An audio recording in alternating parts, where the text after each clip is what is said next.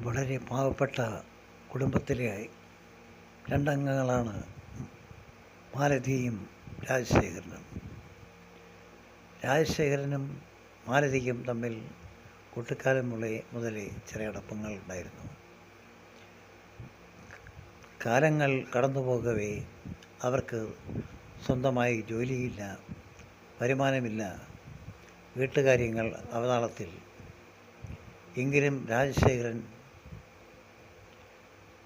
മറ്റെന്തെങ്കിലും തൊഴിലുകൾ ചെയ്ത് ജീവിതം പച്ചപിടിപ്പിക്കാൻ അയാൾ വളരെയധികം ശ്രമിച്ചു. ഒന്നുമില്ലെങ്കിലും ഉള്ള പരുവത്തിന് സഹോദരിമാരെ വിവാഹം കഴിപ്പിച്ച് അയക്കാൻ അയാൾ വളരെയധികം കഷ്ടപ്പെട്ടു. അങ്ങനെയിരിക്കെ ഗൾഫിൽ നിന്നും അദ്ദേഹത്തിന് ഒരു സന്ദേശം ഒരു സുഹൃത്ത് നൽകി. എത്രയും പെട്ടെന്ന് നീ ഗൾഫിൽ വരണം, ഇവിടെ നിനക്ക് നല്ലൊരു സാഹചര്യം ഞാൻ ഉണ്ടാക്കിത്തരാം. അങ്ങനെ പെട്ടെന്ന് രാജശേഖരൻ തയ്യാറായി ഗൾഫിലേക്കെത്തി. അവിടെ ചെന്നപ്പോൾ ജോലികളും വളരെ ഭയാനകരമായിട്ടുള്ള അവസ്ഥകളും ഒക്കെയായിരുന്നു. രാജശേഖരനെ സംബന്ധിച്ചിടത്തോളം അതൊന്നും ഒരു വിഷയമല്ലായിരുന്നു. രാജശേഖരൻ ഭംഗിയായി ജോലികൾ ചെയ്തു.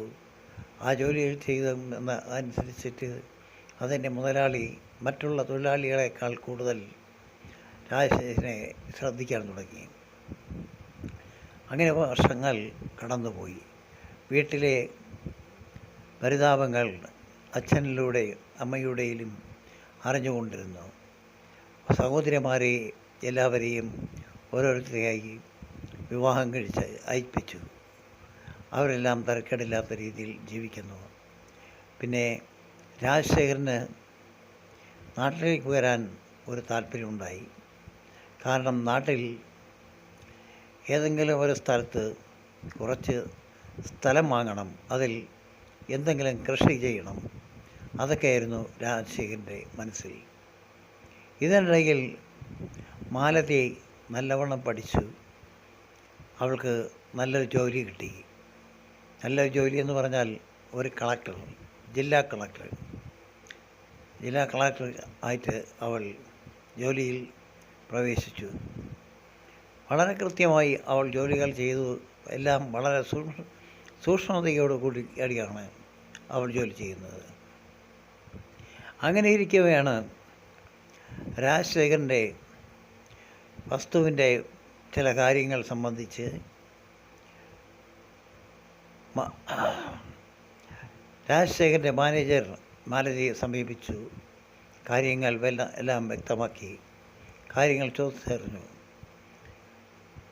പക്ഷേ രാജശേഖരനെ നേരിൽ കാണണമെന്ന് മാലതിക്ക് നിർബന്ധമുണ്ടായിരുന്നു.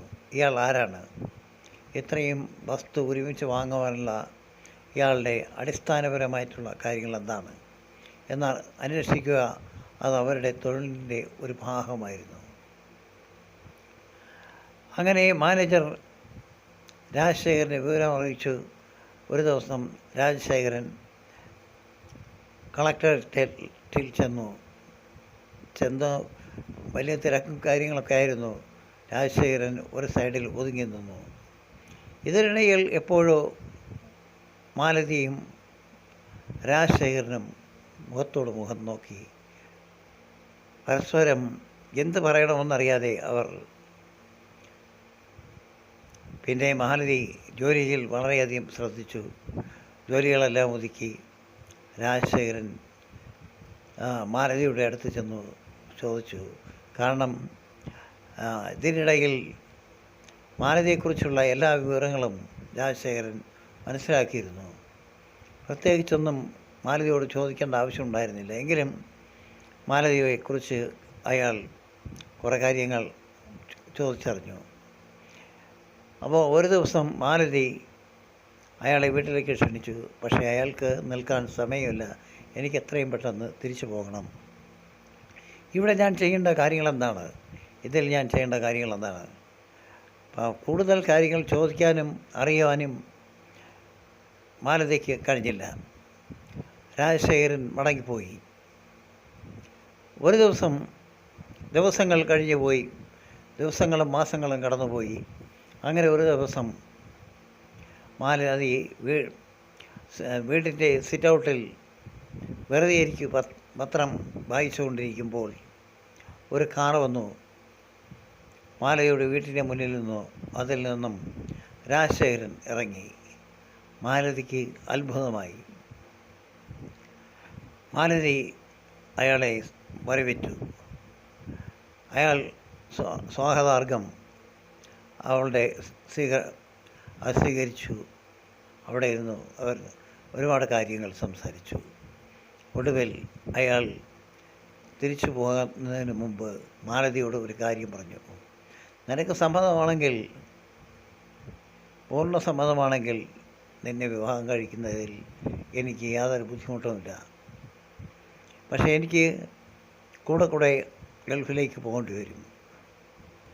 മാലതിക്ക് എന്ത് പറയണമെന്നറിയില്ലായിരുന്നു. ഞാൻ ആലോചിച്ച് വിവരം പറയാം എന്ന് പറഞ്ഞു. രണ്ടുപേരും പരസ്പരം പിരിഞ്ഞു. ഒരു ദിവസം രാജശേഖരനൊരു കത്ത് കിട്ടി മാലതിയുടെ. മാലതി ആ കത്തുകൾ വളരെ വിശദമായി കാര്യങ്ങൾ എഴുതിയിരുന്നു. രാജശേഖരൻ ഉടൻ തന്നെ നാട്ടിലെത്തി. പല കാര്യങ്ങളും ചെയ്തു തീർക്കാനുണ്ടായിരുന്നു. കൂട്ടത്തിൽ മാലതിയുടെ കൈ പിടിച്ച് അയാളുടെ വീട്ടിലേക്ക് കൊണ്ടുപോയി.